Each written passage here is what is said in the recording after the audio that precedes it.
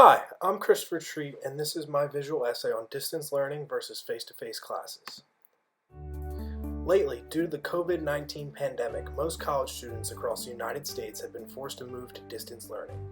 For students that have never taken a class online, this could be a rough transition. For example, when you think of a college education, you envision socializing with your classmates, but that type of interaction is missing under the online format.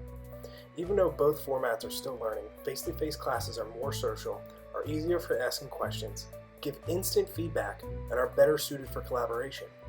Face-to-face learning is how things began. This is how things should stay, with online resources used to supplement content. Distance learning has had its start in the late 1990s with the start of online classes, but the idea has been around since the concept of homework. Distance learning is a helpful tool in a college education, but not the end-all be-all in terms of learning. Signing onto a platform such as Canvas, Blackboard, or D2L and discussing topics on a message board is just not the same as those pressing issues in a classroom setting. You can't see other facial expressions when you make a statement or ask a question. You might not know if others may have thought your questions were thoughtless. Doing assignments without in-person feedback from the professor is also trying. Some professors do not respond to emails regularly, and you may have to wait to have your questions answered. If in-person classes are a button-down and slacks, then distance learning is a t-shirt and sweats, and you can't live your whole life being that casual. Face-to-face education was the start of education. Even before formal classes, human beings began to learn things by communications with others in person. This is the rawest form of communication, and one that some generations are starting to lose touch with. Having to wake up early and go to class, in a way, is a thing of the past. For example, when I schedule in-person classes at Wilmington University, I cannot find a class that starts before 10 in the morning. Classes in person allow the student the opportunity to gain an insight on what is expected from them throughout the semester. Some online classes do not let you see exactly what is expected in future weeks, and sometimes professors do not update the syllabus. Due to the current uncertainty, the Massachusetts Institute of Technology has offered the option for students to take the semester's classes as a pass-fail, meaning their GPA will not be affected. If they pass, they will get credit for the course. If they do not pass, they will not receive credit. Other universities, such as Georgetown, Harvard, and Carnegie Mellon, have given their students the option to take pass-fail classes as well. Some of the country's top universities are realizing that most students cannot learn online as the same as they do in person. Sadly, it has taken a global pandemic to come to this realization. In-person classes are more sociable.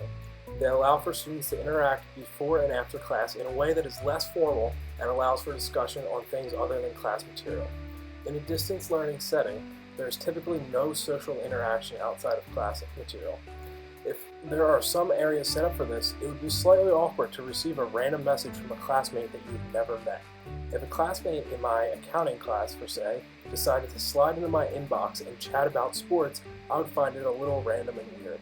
It is not something that typically goes along with distance learning. Due to the lack of socializing and sometimes not even knowing what a person looks like, it may make students timid when typing out a post on a discussion board or another medium that they know other students have access to. In short, a student will not have to feel insecure about the unknown.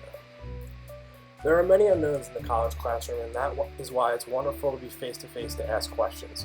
This allows for students to get answers immediately, and of course, one benefit of this is it might lead to another question which also can be answered immediately.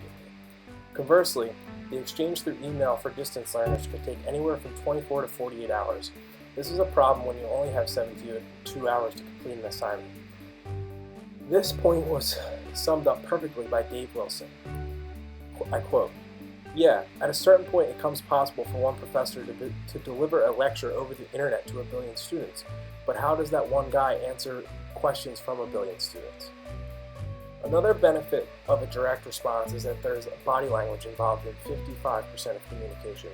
The other half is made up of tone of voice and 7% spoken words. If there are not video conferencing and only talking on the phone for class, then we lose 55% of our communication. If we're only typing words on the computer, we're only using 7% of our communication capabilities, and our tone can easily be misconstrued. When compared to distance learning, face-to-face classes are better suited for collaboration. Most college classes meet face-to-face 2 or 3 times a week. This allows for plenty of time for students to meet with groups to go over presentations and projects. What it also allows for is students to collaborate in their studying efforts, where collaboration isn't necessarily required, but it is certainly not discouraged. Trying to find a time for a group to collaborate virtually is more difficult. Many distance learners are busy working a full or part-time job while completing coursework in their free time. The time that they have available may not be conducive to meeting with other people. Furthermore, some distance learners may not have the required skills to do projects virtually. For example, not knowing how to work Google Docs or how to screen share while on the phone or video chatting. Should all students take 100% of their classes online? Of course not. But in these unprecedented times, that is what is happening. Even though both formats will get you a college degree, you will get more out of having your classes face-to-face due to social ability, asking questions, and collaboration. Face-to-face learning was the beginning. It may be diluted in the middle, but it should be the end.